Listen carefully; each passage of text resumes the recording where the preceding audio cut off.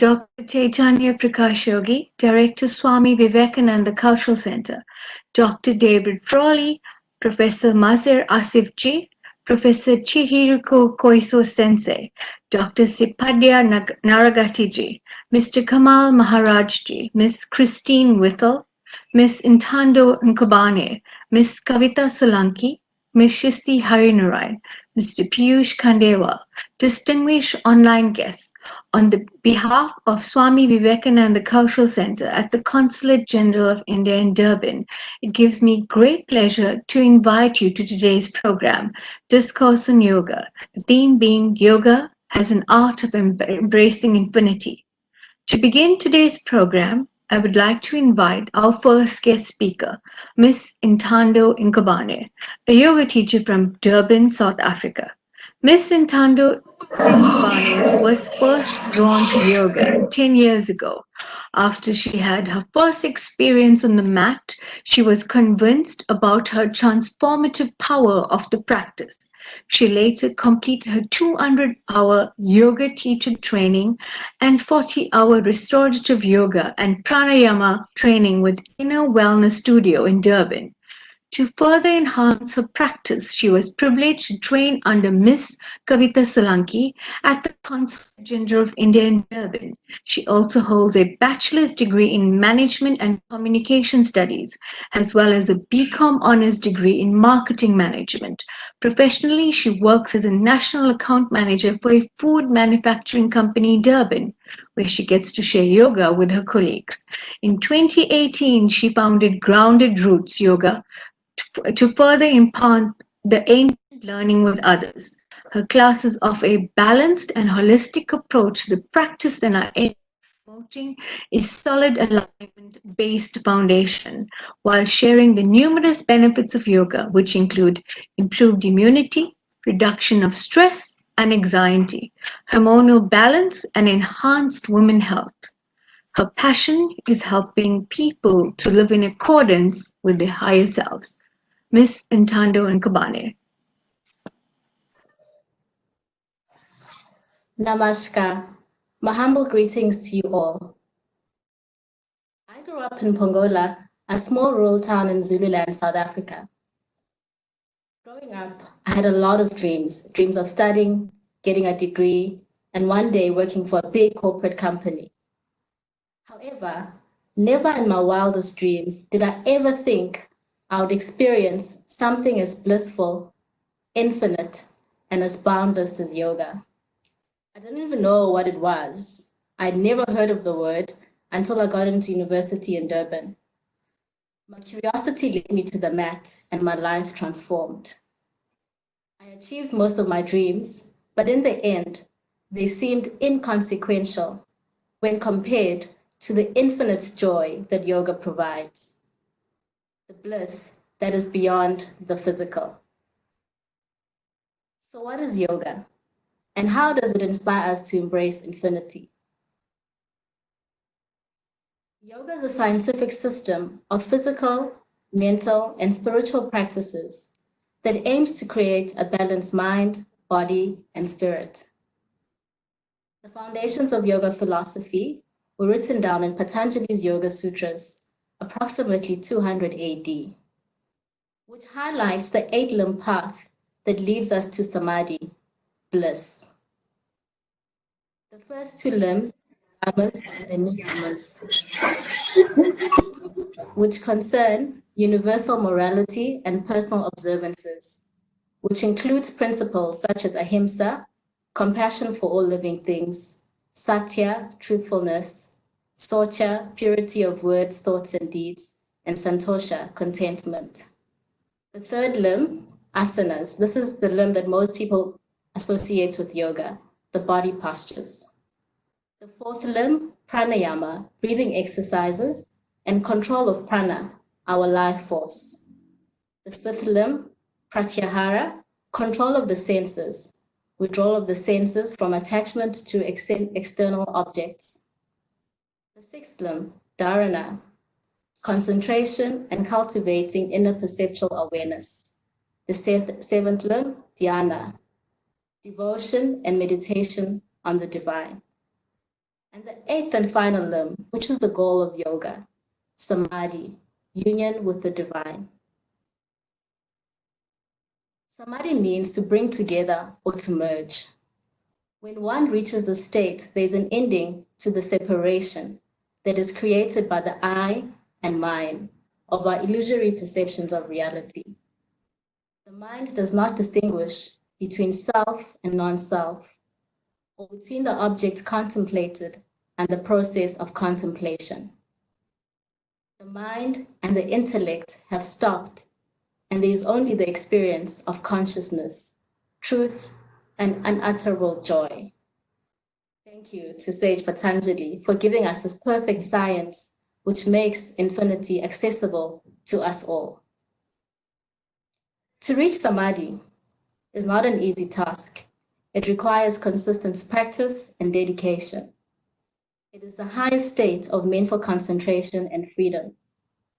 However, this bliss is accessible to all of us, and I'm forever humbled and grateful that it was able to spread from India and reach me, a girl from Pongola, South Africa.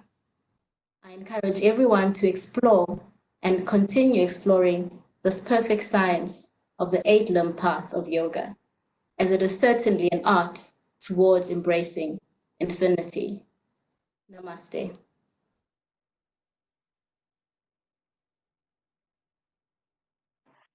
Thank you, Ms. Intando Nkabane, for sharing your knowledge with us.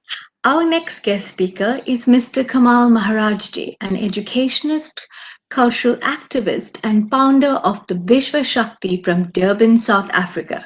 Mr. Kamal Maharajji is Provincial Coordinator for the Eastern Language Department of Education, KwaZulu-Natal, and the President of the KHO Foundation of South Africa. He is an advisor for traditional Indian games to Sport and Recreation South Africa. He is the founder and CEO of Vishwa Shakti, a non-profit recipient of the Emin Life Coach Motivational Speaker. He is also a teacher of yoga, meditation, pranayama, and he has coordinated over 40 management leadership, creative arts, and student camps. He is a writer and producer of theatre stage productions. He is a Hindu priest for more than 35 years. He is also the editor of Vishwa Shakti magazine. Mr. Maharajji was a team member that developed the syllabus for religious studies for our schools. He is an examiner and moderator for previous grade 12 exams, Hindi and religion studies. He is the recipient of the Sri Narayana Award 2014. Mr. Kamal Maharaj. Namaste, everyone. Firstly, speaking about infinity, infinity means many different things depending on when it is used. The word is from a Latin word which means without end. Infinity goes on forever, or sometimes space, numbers, and other things are said to be infinite because they never come to a stop. Yet, it is not in a sense of unending, but in a sense of continuity. So there's a big difference than just being fathomless for no reason. So in other words, the infinity symbol is a figure 8 on its side, sometimes signifying the concept of limitlessness or eternity. This is a continuity of two concentric circles which continues, and at any given time, one is able to take control of that. And that is why this infinity that we talk about in a yoga sense is a little different from the infinity of just being mindlessly unending. So in yoga, the representation can be a representation of oneness and a reminder that we are all united in the cycle of life. So the Sanskrit word yoga, which means to yoke, bind or join together, it also indicates the union or oneness. At the deepest spiritual level, yoga allows us to reveal the self. So in other words, the true essence of being, ultimately it is the means by which we realize that there is no separation between anyone or anything. Everything is one. In fact, the great Kalidas aptly wrote this: it is our foremost duty to keep this body fit, as it is the best instrument to reach the goal of life. And in Sanskrit, it will be called Shadira Madhyam Kalu Dharma Sadhanam, which means through this you are able to attain the highest, and that is to become infinite, to become one with the self first, and with the various levels, and eventually realizing the oneness of the universe. So the modern yogi B.K.S. Iyengar describes yoga is an art, a philosophy. It touches the life of man at every level: physical, mental, spiritual. It is a practical method for making one's life purposeful, useful, and noble. So as honey is sweet from any part of the honeycomb, so is yoga. And you know what is amazing about yoga? You don't have to have an elastic body. So in other words, I'm just talking firstly from the physical part, where you are starting to prepare yourself. That is normally the third limb of yoga. No matter how much of elastic aspects that you have within the body, it would not affect your development, because every unique body gets what it requires. So this is the uniqueness of this science. It is a science that is understood from the physical level, but it goes beyond the physical. And that is why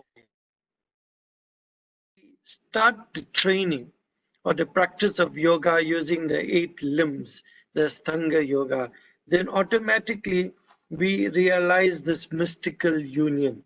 From this perspective, yoga applies broadly to any tradition or any person. It is open to all. It is beyond religion. It is all encompassing. And that is why seeking beyond personal consciousness in order to unite with the absolute. That is, in other words, to go beyond the barriers created by various institutions. Thus, it is not limited to saints or yogis or Bharat Mata, but applies just about anybody who's interested in going beyond the normal. So if you're keen on becoming the ultimate potential, then yoga is that method which will take you to infinity. So yoga as a broad term for a spiritual discipline refers to a particular spiritual technology. Technology is not a ritual. It's a technology with its origins in India. I wouldn't give a date, but it'll be BC, definitely. Recent archaeological excavations in the Indus Valley civilization uncovered depictions of people in yogasanas or position postures that can be recognized to the modern system. So therefore, it is very, very clear, and lots of research has been done in terms of experiments. More than 350 scientific studies from top universities like Harvard have published for the past 50 years documentaries on the different aspects of yoga and how beneficial it is. So, without explaining too much, we need to look at the Ashtanga yoga very quickly. Ahimsa is part of the first one, which is required in the niyamas, the dharana, the dhyana. These have all been explained already. So, I am keen on looking at the aspect of how yoga helps us at the same time to set goals that are reasonable. Everybody wants to become a leader. Everybody wants to attain their full potential. yoga is that system that can help. And as you head towards the second half of your life, many people, after going through the various enjoyments and entertainments, suddenly they realize, hey, I need something more. And that's why yoga can come and act as a true savior. You don't have to worry about something out there in the sky where you'll get afterbirth. You can have it right now. And that is through the method of yoga. So, yes, I think it's definitely going more towards getting control of the physical frame first, then control of the breath, and control of the mind through dhyana, pranayam, of course, breath. And you find that once we fuse all these, we start to get prepared for the higher goals, and attainment of infinity thereafter becomes much easier. So I feel like our age, our body is changing, quite fast. Yoga helps us to stop that speeding towards aging. It stops that speed that we find ourselves where we start to forget things. And yoga stops that in its tracks. And we are once again able to feel the beauty and this huge world in which we live, the infinite possibilities that are there. So I wanted to just touch on an aspect, and that is Surya Namaskar, which is a very beautiful yoga starting point, I would say.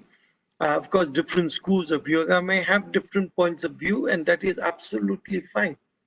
There is this beautiful mantra. Now, mantra means to transcend, it means to cross over, it means to free the mind. So here again, we should not try and lock it down into a religious belief. Mantra goes far beyond religions. Religion didn't exist when mantra was conceptualized and formulated.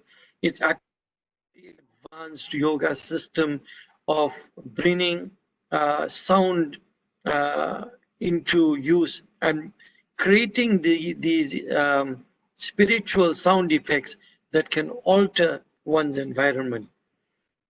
So Om, of course, is the very beautiful sound with which we start. Om Adideva Namastubhyam Prasita Mama Bhaskara Devakara Namastubhyam Prabhakara Namastute. So salutations to the Adidev. Well, that which has been the first divinity. Please be kind to me, he who creates the morning. Salutations to you, the creator of day. Salutations to you, the creator of light. So Surya Namaskar is a very beautiful one. When we start the Surya Namaskar exercises, there's one mantra that we say, Om Mitraya Namaha, a friend to all. It's not only saying a friend to India or a friend to a particular person, a friend to all. So from that you can see how inclusive and all-embracing this idea of yoga is. So you can see straight away the idea of infinity is embedded in this term yoga. And let us, get this message through every possible way. To the entire world. I think it was this one swipe of the pen when the Prime Minister of India got the entire doing yoga. And I think this is our fifth year whereby we are practicing International Day of Yoga, which is 21st of June. I think this is the time for us to get this beautiful message across and break down the barriers. A virus had to get us to understand this at this point of time, but before that, yoga got us there. Namaste and all the best to everyone. Thank you, Mr. Kamal Maharajji, for sharing your immense knowledge with us. Our next guest speaker is Dr. Siddhappa Naragatiji, a yoga therapist at the Central Council for Research in Yoga and Naturopathy, New Delhi, India. His academic qualifications are BCom from the Carnatic University in 1993, a PG diploma in yoga studies at the Karnataka University 1998, an MA in philosophy at the Karnataka University 2001, an MA in psychology at the Karnataka State Open University, Mysore 2010, an MA in Yoga Vishwa Bharati University, Rajasthan in 2012. He accomplished his MBA in self-management and crisis management at the Tamil Nadu University 2016. Dr. Naragatiji has 29 years of experience with Raj Yoga education and research foundation, 22 years of experience in Indian traditional yoga. He is a qualified assistant professor in the yoga subject. 40 research papers published in national and international journals. He has 6 books published in Germany with Lambert Publishing House. 1 book, Concept of Brahma Kumari's Raja Yoga Meditation, which is published in 9 different languages, which is Dutch, English, French, German, Italian, Polish, Portuguese, Spanish, and Russian. He has 4 big books published in India with Blue Rose Publishing House. The languages he speaks are Kannada, English, and Hindi. Dr. Siddhappa Naragati. In the remembrance of Almighty Authority of Eternal Universe, Tvameva Matascha Pita, Tvameva Bandhuscha Saka, Tvameva Vidya Ravinam Tvameva, Tvameva Sarvam Namadeva Deva. Good evening to you all, eternal divine souls, brothers and sisters of my infinite universe. I'm very happy to have an opportunity to share my views and experience in this auspicious function, Discourse on Yoga under the theme of Yoga as an art of embracing infinity. The ancient seeds, sages, and personalities of dimension who were practiced and implemented in their life the way of embracing infinity and the purpose of building a healthy, happy, and harmonious society in this universe, that is yoga. Yoga is the 6 systems of Indian philosophy. It is very vast, wide dimensions. Its philosophy, principles, practices, and process is like a sea. We can't capture it in a glass. If anybody say that I know everything about yoga, it's very foolishness. Because yoga was taught by infinite power itself, usually called it Shiv, Hiranyagarbha, Aditya, Adhinata, etc. The real meaning of this power is well-wisher, beneficial, auspicious. The absolute unfettered freedom of consciousness that exists beyond the limitations of the mind. A state of mind and being that exists beyond the limitations of time, space, and individual consciousness. It tells us that if we could break free from all our limitations, nothing is beyond to reach. Infinity means endless, constant, that is truth, peace, purity, knowledge, power, law, love, bliss, etc. Embracing means a close affection, influence mind to accept gladly, as well know that life is in constant stage of change and recognize impermanence of life. Embracing refers to something which is regarded as surrounding holding, restricting someone, that is the totality theory, has meant that no interest falls outside the embrace of the state. Eager embrace influences and encourages us to accept our own faults and further improvements through adoption, correction, prevention, and perfection. Today, I'm going to share my views to embrace infinity in a very easy way. That is yoga philosophy, yoga principles, yogic practices of an ancient Indian yoga. Yoga means nowadays everyone knows that uniting, joining, that is realized, constant, concentrated connection between soul and supreme soul is a samadhi or a state of embraced infinity. Yoga based on Sankhya philosophy as a foundation. It is a philosophy, science, psychology, and as an art.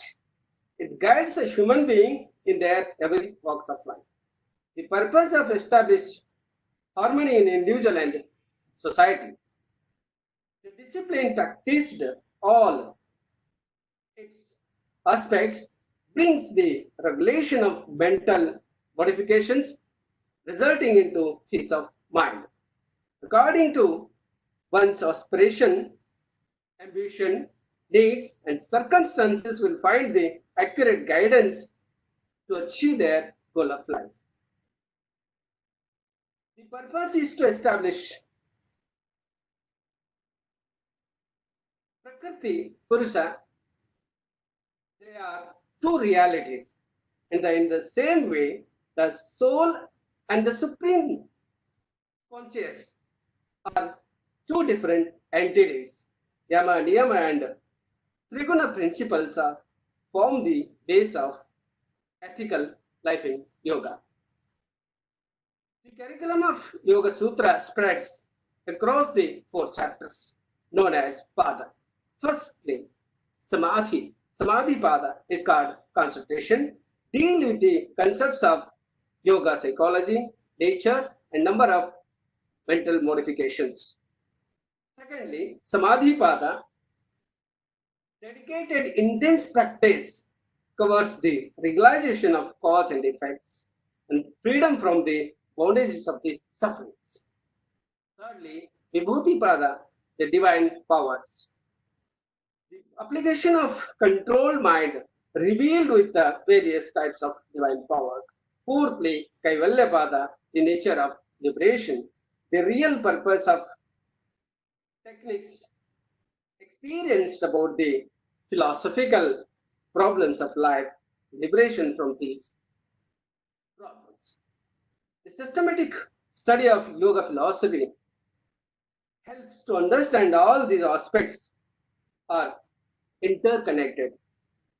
This comprehensive methodology to bring the harmony of mind, body, and it leads to embrace the infinity. Practice of 8 limbs of yoga helps in reduction of impurities and develops the wisdom which is called as the discriminative knowledge, capable to bring the awareness of all the reality. Yama and Niyama forms the foundation principles of ethical life. Yama deals with the social code of conduct, non-violence, truthfulness,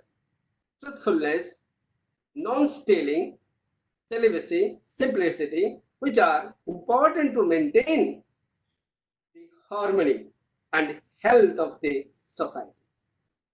Niyama deals with the personal observances in order to develop the proper qualification for the practice of yoga through cleanliness, contentment, strong willpower, intellect, and stability of emotions.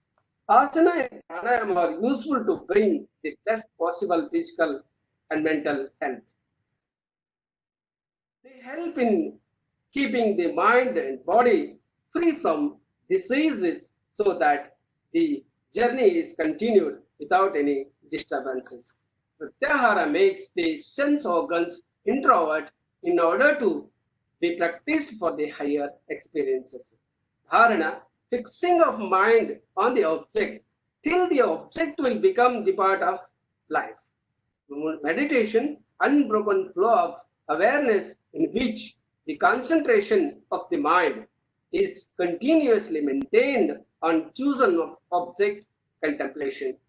The technique harmonizes the physical, mental, and emotional experiences, enjoy the state of honesty, health, and feeling of well-being. Samadhi, the absolute absorption with the Supreme. This is the highest state of yoga sadhana. It is an experience, the bliss in the core of our being. In the nutshell, the progressive approach on concentration and meditation gets culminated in this supreme state of yoga. This is an embracing infinity, and it is the art of yoga. Thank you. Thank you, one and all.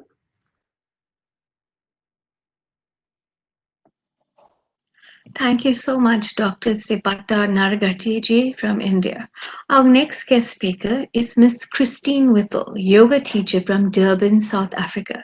Miss Christine Whittle began her yoga journey with transcendental meditation in 1987 and experienced such a profound shift in her life that she was hooked. In 1990, she moved from Cape Town to Durban and soon after joined the Sri Satya Sai Baba organization.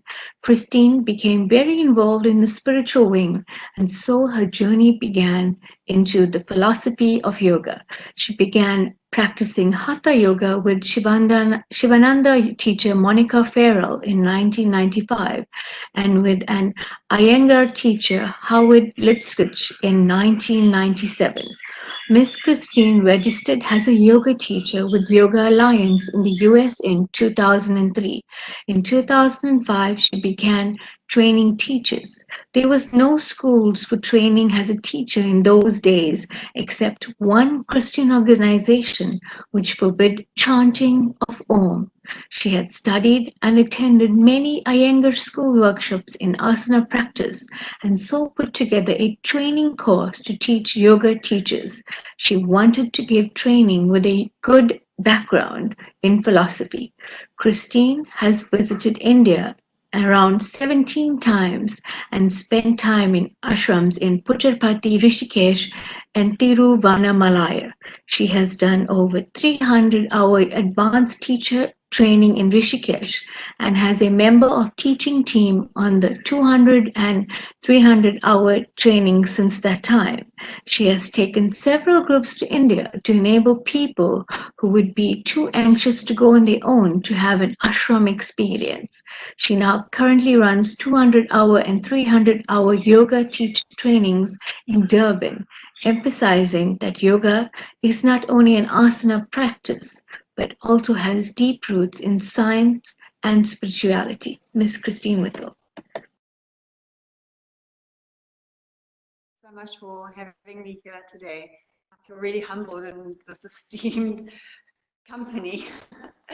Yes, I was asked to share my understanding of the topic, yoga as an art and embracing infinity, and to share my experience during my years that I have been practicing. My understanding of the word of infinity is it has no beginning, it has no end, it has no boundaries, it has no limits. It's everywhere and it's everything, and it's right here as well. So it's transcendent and immanent. And it's beyond what our limited minds can actually fathom. I remember often as a child, I used to try and think about the end of the universe and what would be at the end of the universe, and would there be something else beyond that? And I could never get my head around this. And you can't, because our minds are finite. And so, so that finite is the ultimate reality, which is the consciousness that gives all of us life. I always use, with my students, I use the analogy of electricity. We have all these different light bulbs all over the place, and there's one electricity that comes through, but the light bulbs have different strengths and different colors and different shapes and different lampshades, which have kind of taken on all the aspects of their lives. And so each light bulb shines differently and takes in information differently according to its shape and color and its lampshade. And that electricity is what enlightens all the lampshades and light bulbs, but the light bulbs can't know the electricity. And so the same for us. We have this consciousness which innovates everything in life.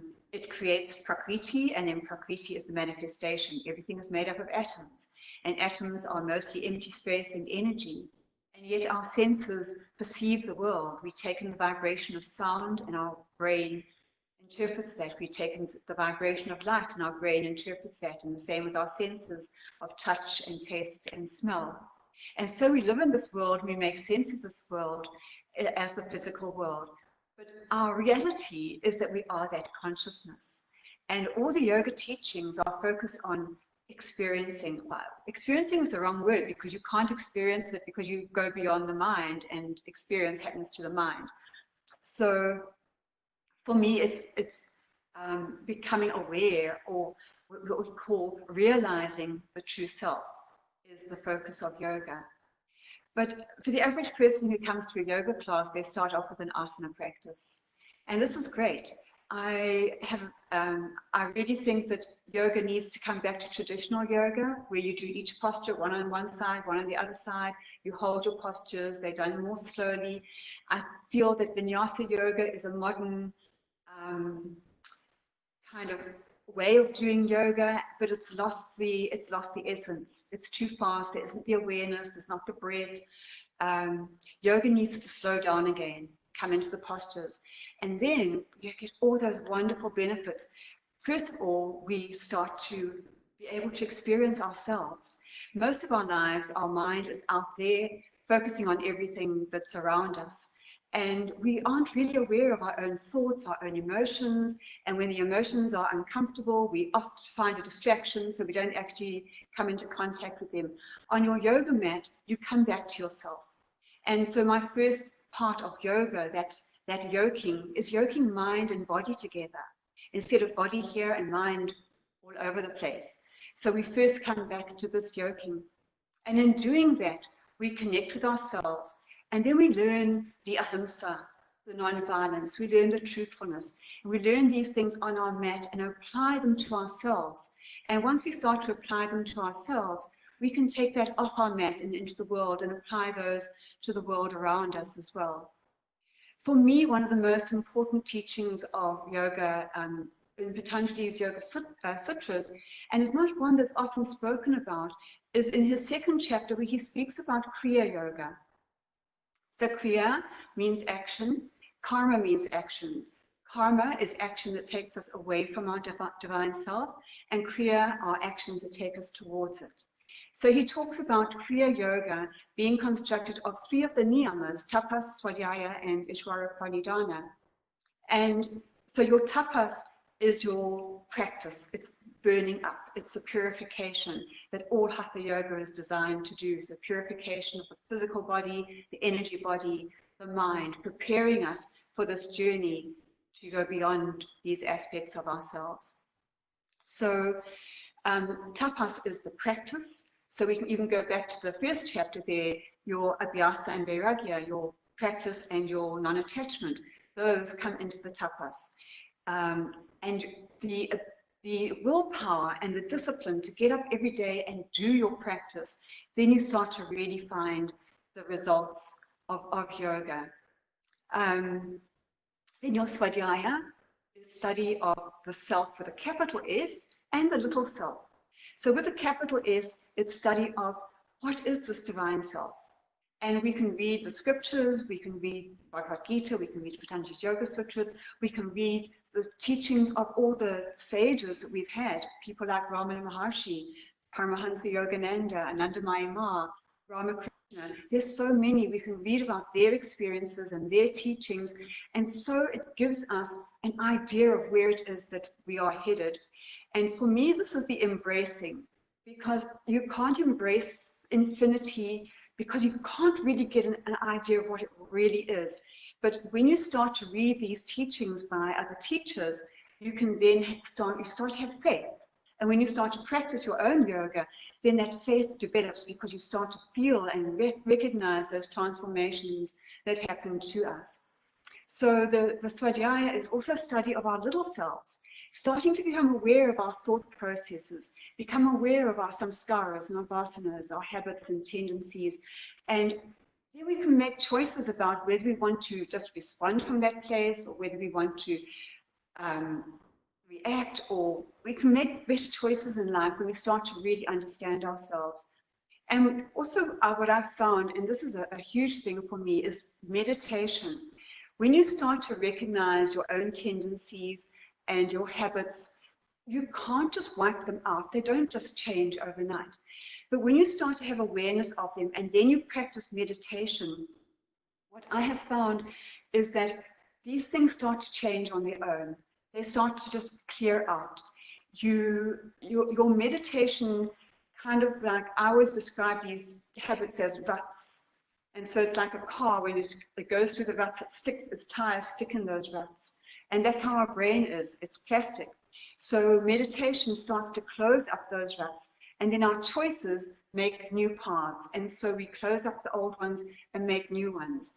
Not necessarily that those samskaras are completely burned up, but we create new habits. One thing that's been very interesting for me during this COVID-19 time and being under lockdown is that samskaras and habits and tendencies that I had no idea were there have been arising and need to be looked at and dealt with as well. So meditation has to be intensified. And then the other part of the Kriya Yoga is Ishvara Pranidhana, which is surrender to that higher power. And that surrender is letting go of this little ego, letting go of all our attachments and our desires, and letting go of the need to control and allowing.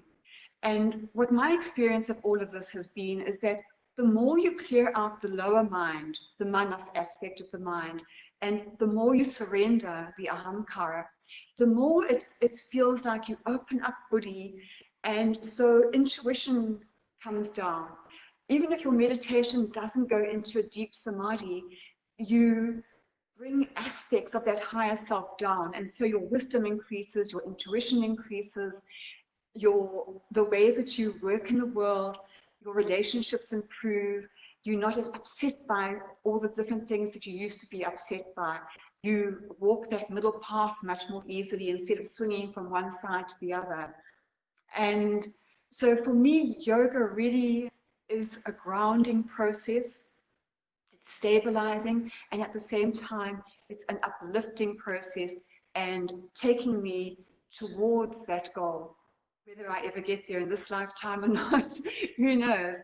But the benefits that I've experienced up until this time are so profound. My life has done really a 360-degree turn, and I'm just so grateful for the practice and the teachings of yoga.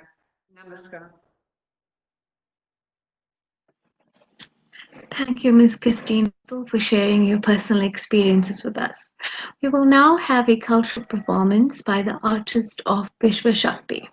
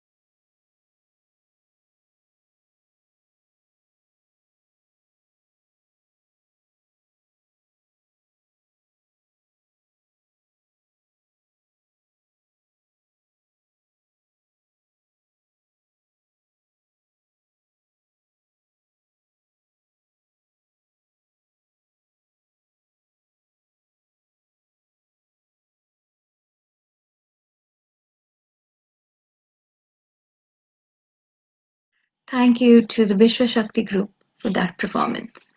Our next guest speaker is Professor Chihiro Koiso Sensei, professor at the Asia University, Tokyo, Japan.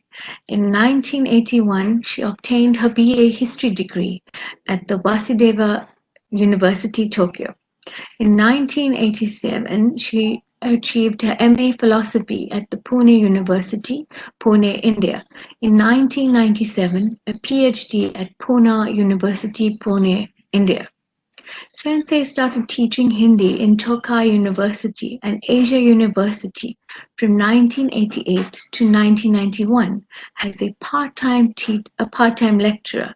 She has taught Hindi and Indian culture in Tokai University and Asia University from 1995 to 2007. As a part-time lecturer, she has taught Hindi and Indian culture in Kototo Sangoya University and Osaka University as a part-time lecturer from 2007 to 2011. Sensei has also taught Hindi in Osaka University from 2011 to 2015 as an associate professor. She now teaches Hindi, comparative philosophy of religion, and South Asian culture in Asia University. She speaks in Marathi, English, Hindi, and Japanese. Actually, I'm afraid that I'm talking a bit different aspect of yoga. Today, I want to talk about Bhakti yoga. Is it all right? Actually, I'm studying that Maharashtra's saint poet, Jnaneshwara. So just I want to talk about Jnaneshwara's approach to Bhakti. Actually, his approach is very similar to Swami Vivekanandaji's Bhakti. So just I want to introduce brief introduction about Jnaneshwara's approach to Bhakti Yoga. Actually, Jnaneshwara's approach, Jnaneshwara is famous for that philosopher and poet and also great yogi. And he has written many books also, and especially that commentary on Bhagavad Gita is very famous. So among Maharashtrian people, that he is really great philosopher and poet and yogi. So I want to start that Jnaneshwara's approach to Bhakti is very peculiar, and in the history of Bhakti system, especially his contribution to Bhagavata Dharma in Maharashtra is really great. Actually, another Sant poet, woman Sant poet, Bahina Bai, describes in her Abhanga, Jnana Deve Lachira Paya.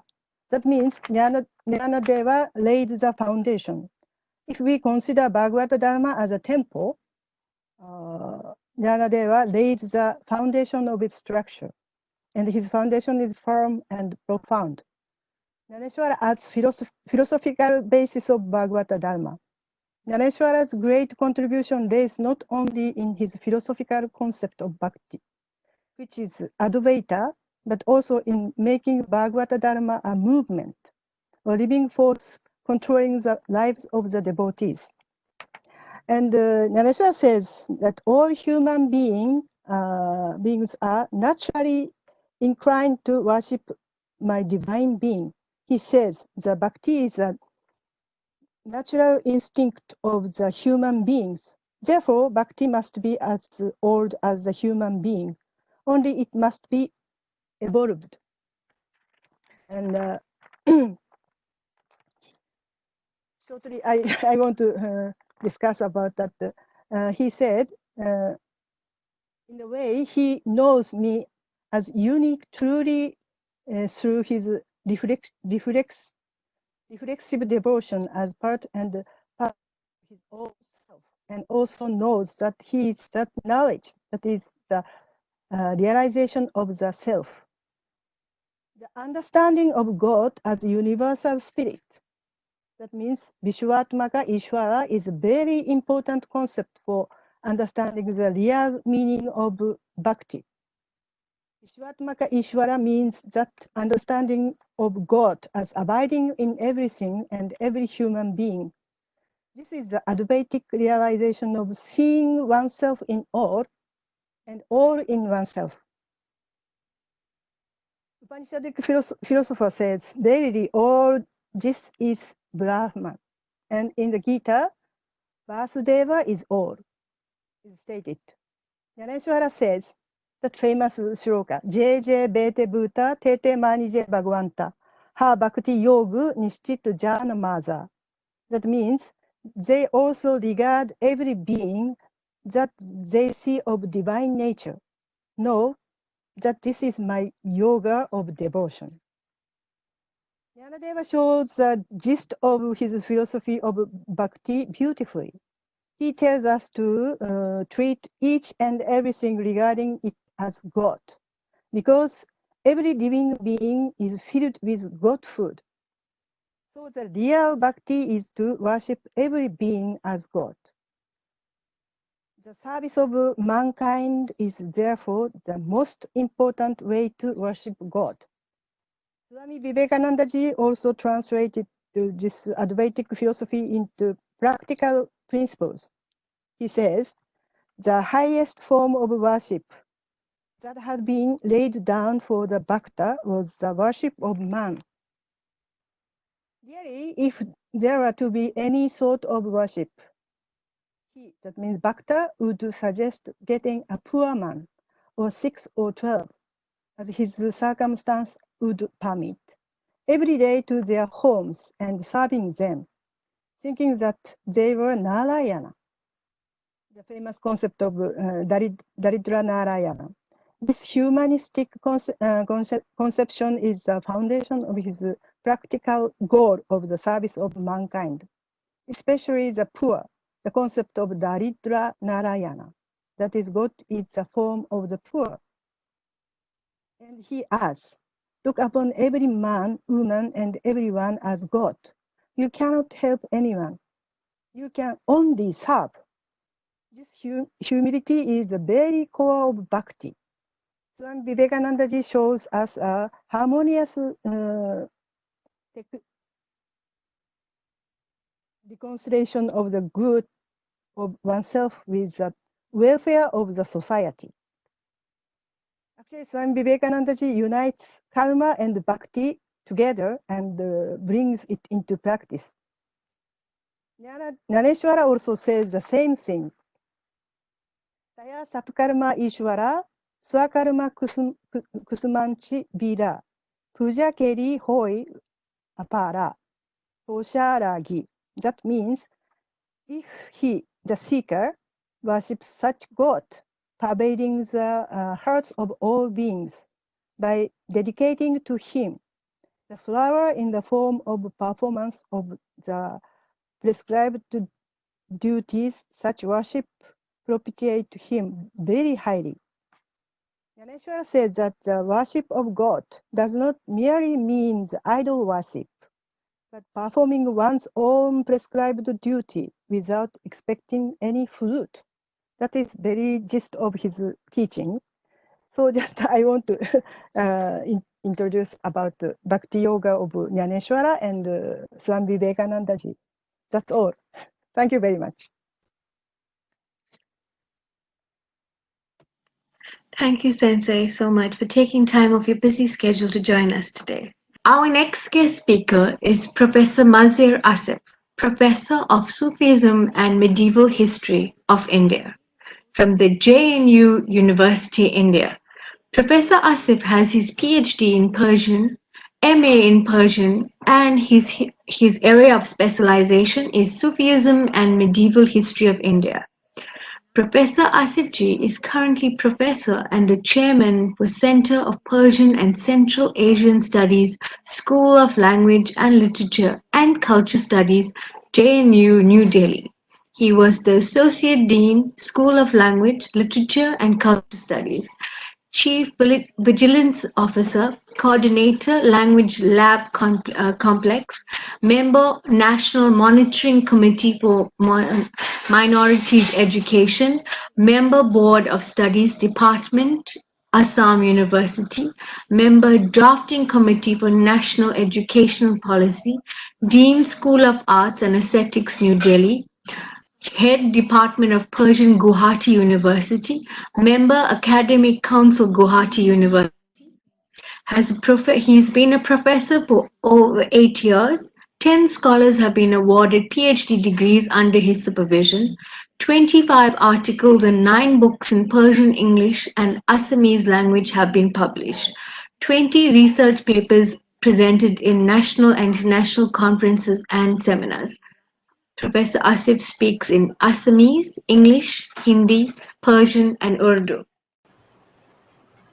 Bismillahirrahmanirrahim. My respected co-panelists, my esteemed colleagues, and my dear friends, I, from my behalf and behalf of these people who are hosting it, offer my namaskar and salam to you. Dear friends, I have been asked to speak on yoga and its relevant and how to get superpower infinity through this yoga. Before I speak to the main topic, I would like to share 2-3 points with you. The first point is that our culture, our parampara, our tradition is totally different from what we call Abrahamic culture. In Abrahamic culture, it is believed that God has created everything in this world to be used, to be consumed by human beings. They believe in bhog. But what we believe that all creatures of this world are made for each other. Our survival depends on their survival, and their survival depends on us. That is why we pay respect to our animals, to our forest, to our rivers, to our tree, to our fruits, to our grains. So keep in mind when I will talk about yoga and its affinity with spiritual power. The second point which I want to share with you, that unfortunately in this subcontinent everything is viewed, everything is perceived from religious point of view. Everything is associated with religion, be it color, dress, grain, food, foods, language, tradition, and culture. I would like to give one example. We don't know how and when green color became Muslim and saffron color became Sanatani. So after sharing these 2 points, now I would like to say something about yoga. We all of know the history, its philosophy. I would not like to go into detail. Its existed time immemorial. In today's world, for the last 4 years, all over the world now yoga is accepted. But earlier, since it was associated, unfortunately, with a certain culture, with a certain tradition, that's why the people could not accept it. But I will concentrate on a spiritual part of this yoga and how through yoga we can get divine light, how through yoga we can clean our heart, how through yoga we can associate with other fellow, how through yoga we can learn how to survive in this world. Our heart is filled with all kinds of pap, all kinds of crime. Maulana Jalaluddin Rumi, a great Sufi, says, Aine dani chera gammaz nist. Do you know why you cannot visualize God inside you? The only reason is that your heart is not clean. So how will clean the heart? How will get the God?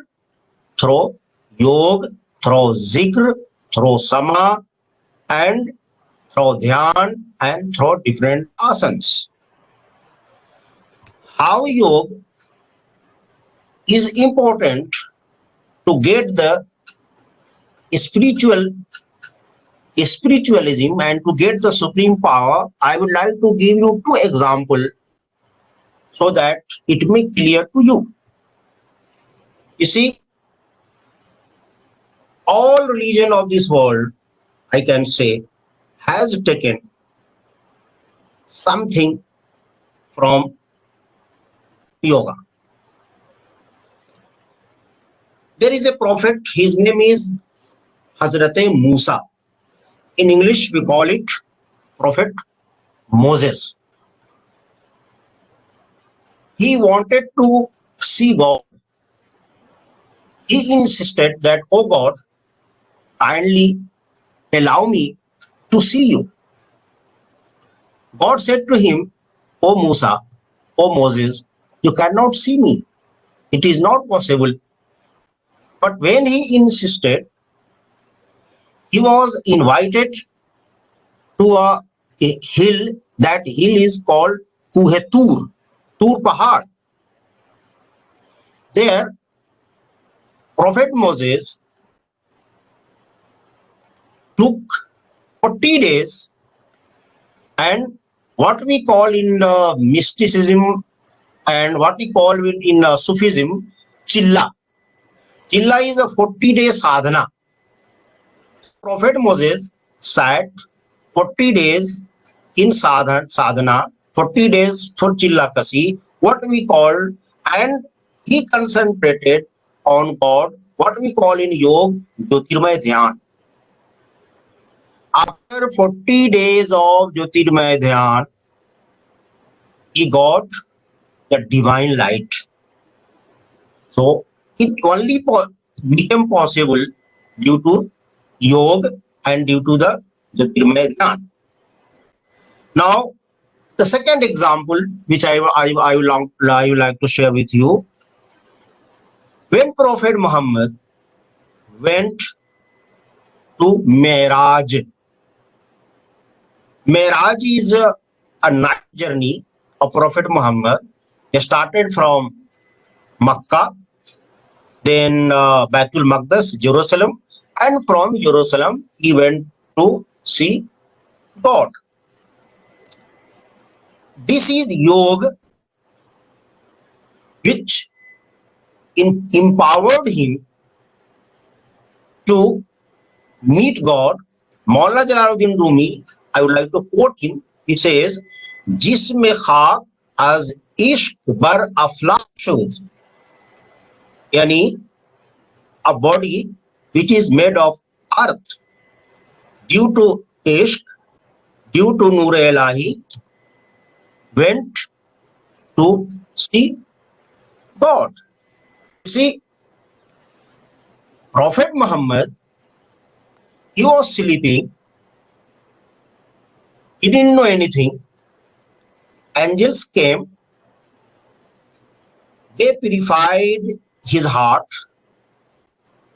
and then the journey started. It only was possible because of yoga. Yoga is when physically he was in his home, in his room, but spiritually he went, traveled all the way to God. He crosses all the seven skies. Then he visited paradise and the hell. He met all the prophets, and ultimately he went and see the God and talk to him. Now he is talking to God, is meeting with God, is only became feasible and possible due to yoga. Namaz, roza, etikaf. What are these? These are also part of yoga. In etikaf, when during the last week of Ramadan, a Muslim sit in a masjid. He is not allowed to talk to anybody. He is not allowed to mix up with the people. He concentrate to get the spiritual light. It is also part of yoga. Roza, fasting, is a upwas. What is namaz? In namaz, we concentrate on God. We concentrate to get God. Then it is said that if you want to meet God, if you want to talk to God, you pray namaz. All kind of asana from ruku to sajda are taken from yoga. Yoga empowered us to visualize God. In Sufism, a Sufi sits 40 days in a masjid, in a qabristan, in a graveyard, in water. They do zikr, they do zari, they play music, dance. What is this? All are means to get God, and ultimately they came to Wajd. What is Wajd? Wajd is infinity. When a Sufi becomes a very happy when he started getting light of God. We know about the Ashtanga Yoga. The same things have been taken by the Sufis, by the Arif. The only difference is that they have renamed the dhyans, they have renamed the asana, and sometime they have Islamized it. For example, all of you know about Fariduddin Attar, a great Sufi. He has described 7 stages of Ishq. What are the 7 stages of Ishq? That are the what we call 8 stages of Yoga. So, through Yoga, we can reach up to highest level. That level we call Samadhi, and the Sufi called is Fana. When a Sufi and Arif become Fana, then he becomes Baqa. Once you are associated with God, Once you became God, as Amir Khusro, a great historian, a great poet of India, he says, Man to Shudam, to Man Shudi, Man Tan Shudam, to Jan Shudi, ta Kas Naguyad, Badazin, Man Digram, to Digri. This is yoga. What he says? Man to Shudam. I became you. To Man Shudi. You became me. Man Tan Shudam. I became your body. To Jan Shudi. You became my ruh. You became my soul. Ta kasnago yad badazi. So that they cannot say that we are separate to each other. This is the yoga. When Maulana Jalaluddin Rumi says, Vishnu was naichun hekayat mi kunad, was juda iha shekayat mi kunad. He talks about ruh. He talks about nafs.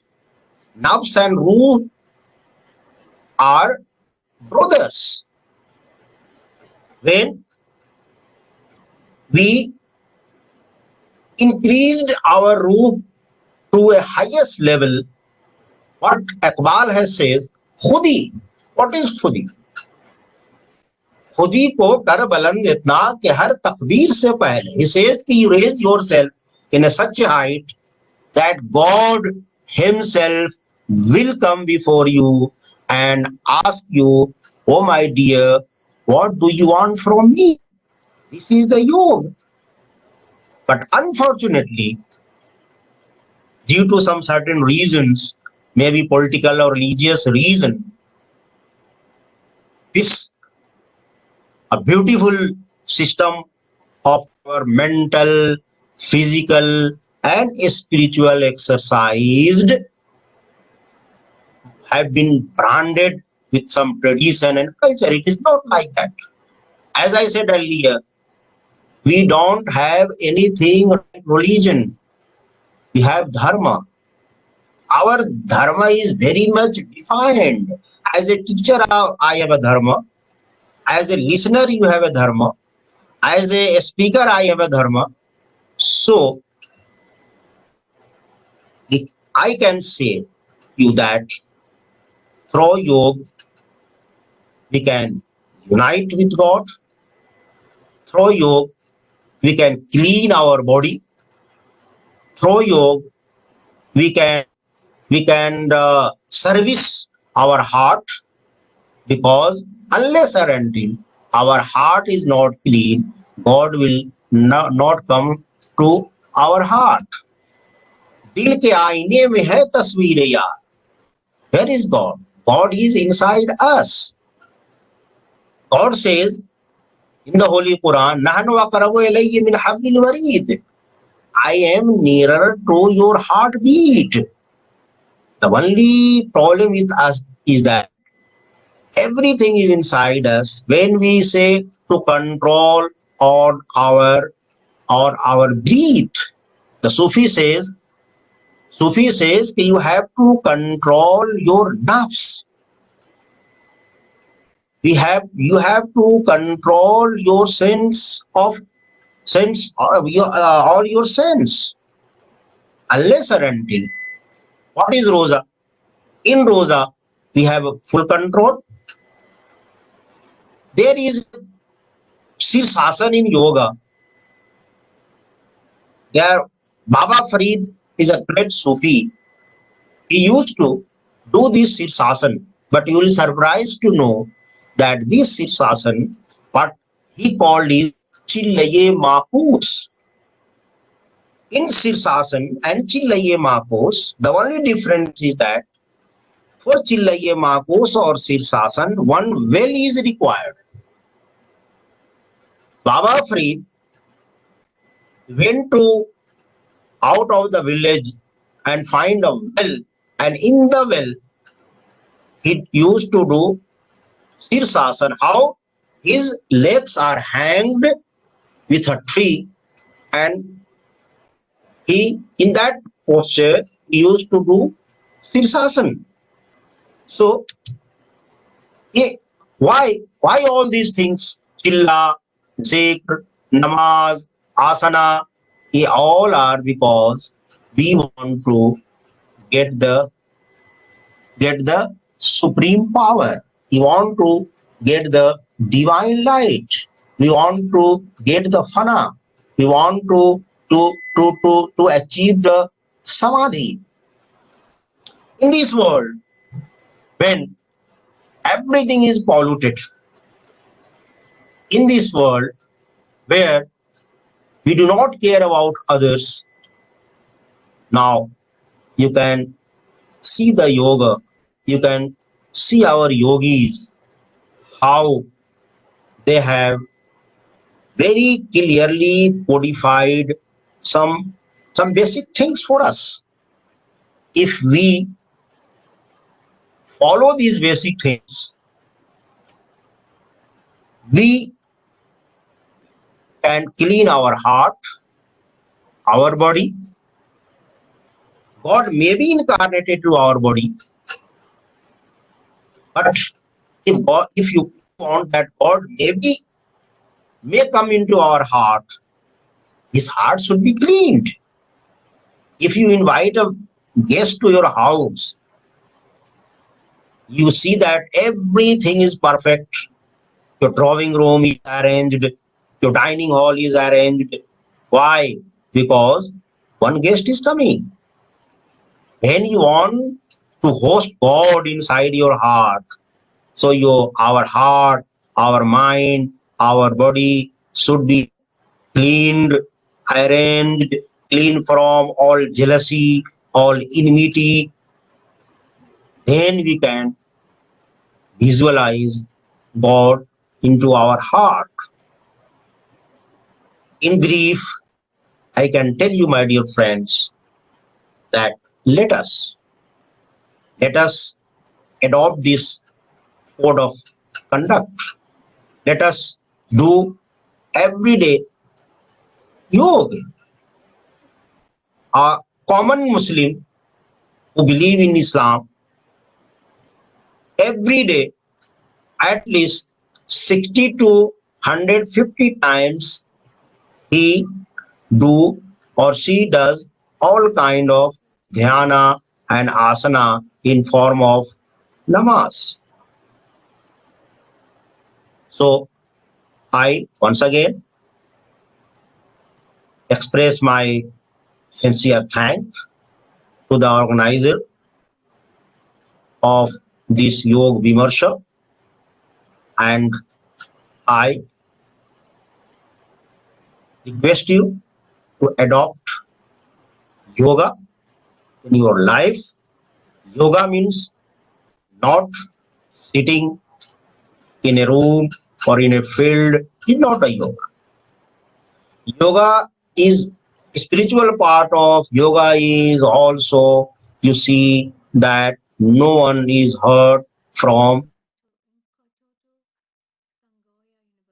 anybody, from your tongue, from your hand, from your leg. And if you want to unite with God, this is also one kind of yoga.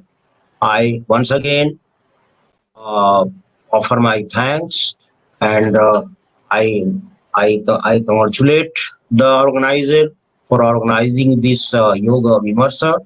Thank you very much. Thank you, Professor Asif Ji, for taking time off your busy schedule and joining us today. Thank you.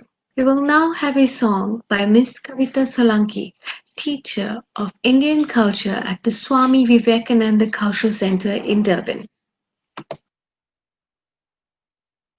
Thank you, Shelji. Namaskar, everyone.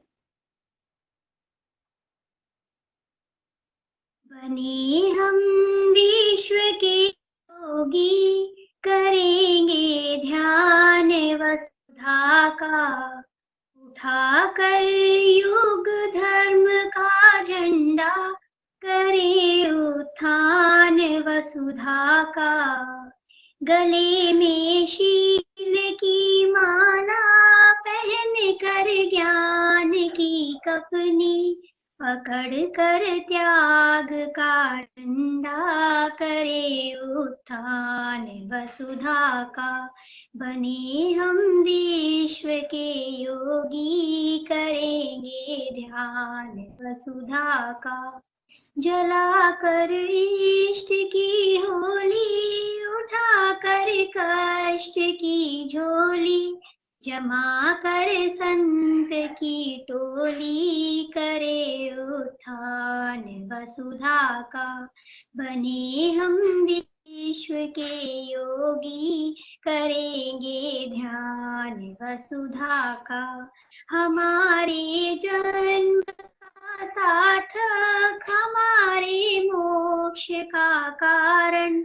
हमारे स्वर्ग का साधन यही उत्थान वसुधा का। बने हम विश्व के योगी करेंगे ध्यान वसुधा का। बने हम विश्व के योगी करेंगे ध्यान वसुधा का। Thank you. धन्यवाद। Thank you, Ms. Kavita, for that beautiful song. Our next guest speaker is Dr. David Frawley from American Institute of Vedic Studies, Santa Fe, New Mexico, USA. Dr. David Frawley, Pandit Vamadeva Sastry, is a Vedic teacher, Vedacharya, and author of 40 published books on yoga, Ayurveda, and Vedic studies, translated in 20 languages worldwide. He also writes on current issues including educational and civilizational concerns relative to India and Vedic culture. Vamadeva has received a Padma Bhushan, the third highest civilian award of the Government of India for his Vedic educational work. He has a doctorate of literature from the Swami Vivekananda Yoga Anusandhana Samsthana and received a National Eminence Award from the South India Educational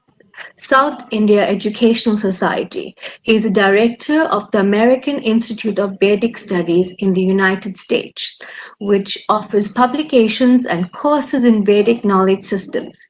He frequently visits India and is associated with Vedic organizations worldwide. He is regarded as one of the pioneers in the global spread of yoga and Ayurveda over the last several decades. Namaste, Shri Gurubhyo Namaha. Thank you, Cheryl, for that wonderful. And I'm very happy to be with this event with the Swami Vivekananda Cultural Center, Dr. C.P. Yogi, Piyush Khandelwal. And I'm speaking to you from New Mexico in the United States, in the Southern Rocky Mountains. It's a very different part of the world, but we are all brought together by technology at an outer level, but we are all brought together by yoga at an inner level. So as we move forward into the next century, in order to really develop our technology properly, which requires global communication and essentially seeking of global unity at a scientific level and cultural level. We also need the science of yoga as a science of consciousness, so we have the deeper awareness of unity behind not only human beings, but also behind all of nature, the earth, and the entire universe. Because without that cosmic view of our being, then we get caught up in local divisions and problems and conflicts. We need that greater vision. And that is why I'm very happy with this topic here today, yoga as an art of embracing infinity. That is a very apt and important definition of yoga, one I haven't seen before, but one that resonates very much with me. Now, we are, of course, all human beings. And as human beings, we have our limitation in terms of time, place, person, culture, education, society, all of it that we well know. As human beings, we have a creaturely mind. Our minds are connected to the body. They're organic intelligence, we can say, although we've also developed a mechanical side of intelligence. So what that means is that our intelligence is limited, and each one of us sees the world through the particular perspective, not only of our senses, but also of our education, of our beliefs, of our values, of our culture, of our time and place, which again has to be limited in some way. So the real evolution for human beings, evolution of consciousness, is to move beyond that creaturely mind's limitations to a greater potential of consciousness within us. Now, this is very important. Sri Aurobindo, great Mahayogi, also spoke about that. What is consciousness? And we tend to identify consciousness with the mind and the mind with the brain. Yoga teaches us that mind and brain are different. Mind can transcend the brain. Mind can even go on to another birth beyond this physical incarnation. Consciousness then transcends the mind. That means consciousness is not a creaturely phenomenon. It is not an individualized phenomenon. Consciousness is the universal reality, and consciousness is all pervasive like space. In other words, we are living in the space of boundless consciousness, which is infinity, and consciousness that embraces the entire universe, and consciousness that is also within all creatures. So what is yoga? Yoga speaks of the unity consciousness, and taking us back to our true nature. And it teaches us also with the Vedanta, very simply, that we are not just this outer body and mind. That universal consciousness, infinite space, is our true nature. And it is the true nature of all. It is the unifying factor behind all of nature and the entire universe, and it can bring all of us as human beings. So yoga begins with the central definition of yoga, as in Yoga Sutras. It's a way of mastering, controlling, silencing, calming, unifying the mind. It's called chitta, which is mind in the broadest sense, including what we might call subconscious, including emotion, reason, memory, all those different things, all these functions which are born of thought. But if we can silence and still that mind, bring it to a place of peace and calm, then we can discover a deeper light of awareness or consciousness behind the mind. This is called Purusha, the inner being, or Atman, the inner self in yogic thought, Yoga Vedanta. It's also said to be our true nature, who we really are. You know, we're all looking to discover who we really are, and we are all seeking to empower who we are. But most of the time, we are seeking to empower simply our physical self or our psychological self. Physical self, of course, of the body, the rest of it, and psychological self, largely rooted in our memories, our education, and our language, and how other people in society view us, our place in the social world. Now, all of that is important, but we have a deeper level of self if we can put the mind in a calm space. So yoga has its outer aspects, the outer yoga, the yamas and niyamas to the asana, pranayama, pratyahara, about balancing, harmonizing, purifying our body, senses, mind, prana. and also right behavior, right actions, right principles in our outer world, and the life of what we call sadhana, a practice to develop a higher awareness, which largely involves tapas, or some degree of self-discipline through these practices. Now, purifying, harmonizing, making the body and mind sattvic becomes the foundation for the inner aspect of yoga, which is dharana, dhyana, samadhi. Dharana, the concentration of the mind, power of attention, dhyana, meditation, and samadhi, the absorbed or unitary state of consciousness that takes us back to our true self or true nature as Atma or Purusha, which is the witness of all our states of waking, dream, at birth, which we leave with at death, which actually is who we are. So yoga teaches us your physical body is like the car you drive, your vehicle in the material world. Your mind is like your computer, your software, and everything, all the programs that you use. In fact, you look at your mind, it has all these things, memory and calculation, reason, numbers, language, naming. But your true self is the one who is behind and can master all these things from that place of self-awareness. So the yoga teaches us at a deeper level, meditation to connect to the divine within, the infinity within, the eternal within, so that we are no longer blinded by our particular time, space limitations, and can be open up to a point of deeper awareness in which we can reconcile all the difference between people, circumstances.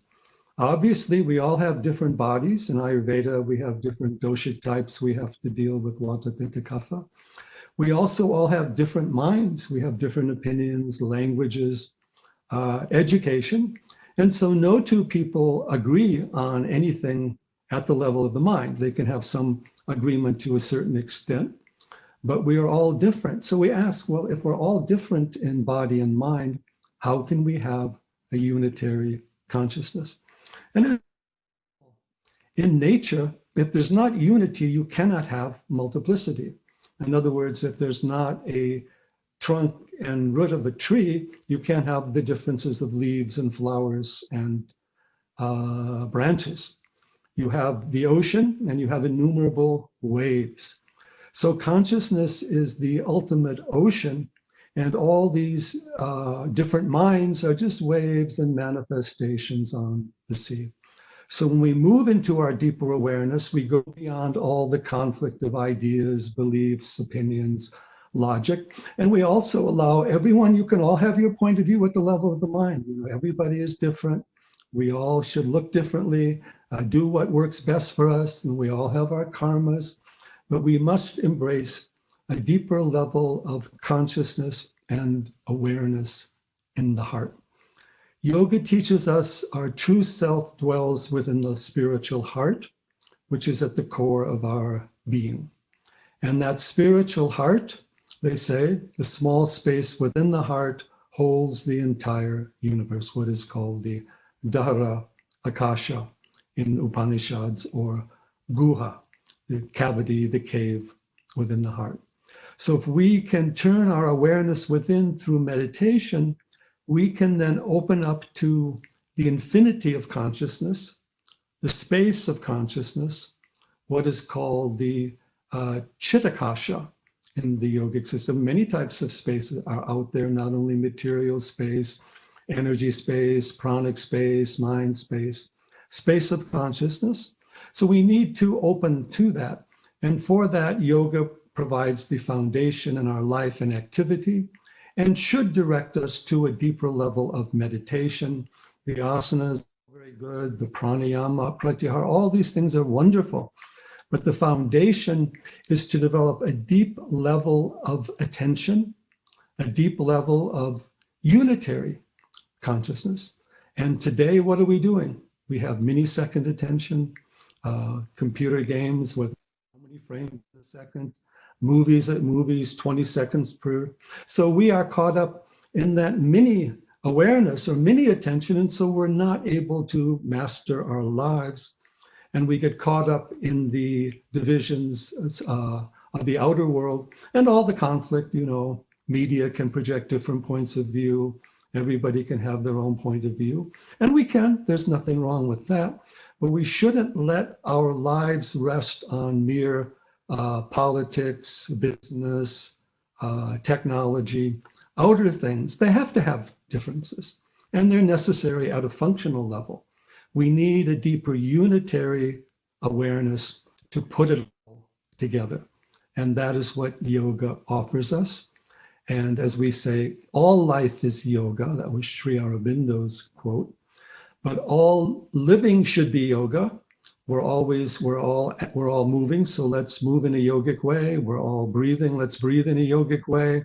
We're all using our senses, let's use the senses in a yogic way, think in a yogic way, and embrace the yoga of consciousness so that we can discover our true nature and move into that true infinity that embraces all things from within and without. That is the essence of yoga. That is what the great yogis have always taught. Yoga gives us the space not only to be ourselves, but the space to be everything, the space to embrace all. So let us learn to use yoga as an art of embracing infinity as our own inner being, as the self of all, as the basis of the entire cosmos, as the means of unifying the earth, allowing for all differences, but occurring in a sacred space of awareness that brings everyone together in terms of consciousness, being, bliss, happiness, compassion, well-being overall. So with those words, I will end my talk with you today. Again, I'm very happy to be present in South Africa also in the miracle of technology, but I'm also very happy that we can all be one at the level of the heart that is boundless and infinite. Rubhyo Namaha, Hari Om Tat Sat. Thank you, sir, for sharing your immense knowledge with us and taking time off your busy schedule. Now that we have come to the end of today's program, we would like to have the vote of thanks by my colleague, Vilshisti Harinarayan at the Swami Vivekananda Cultural Center in Durban. Namaskar. On behalf of the Swami Vivekananda Cultural Center at the Consulate General of India in Durban, it gives me great pleasure in rendering this afternoon's vote of thanks on the occasion of Yog Vimarsh. We would like to extend gratitude and thanks to Ms. Ntando Ngubane, Mr. Kamal Maharaj, Dr. Siddhappa Nagargati, Ms. Christine Whittle, the Vishwashakti Academy, Sensei Chihoro Kweso, Professor Mazhar Asif, Dr. David Frawley, colleagues Ms. Cheryl Banwarilal, Ms. Kavita Solanki, the director of the Swami Vivekananda Cultural Center, Dr. Chaitanya Prakash Yogi, Mr. Piyush Khandelwal for all your technical support and assistance. Most importantly, we'd like to extend the gratitude to our audience members. Thank you so much for watching all our programs. Please stay tuned to our social media pages for what's happening next at SVCC. Stay home, stay blessed, and stay safe. Namaskar.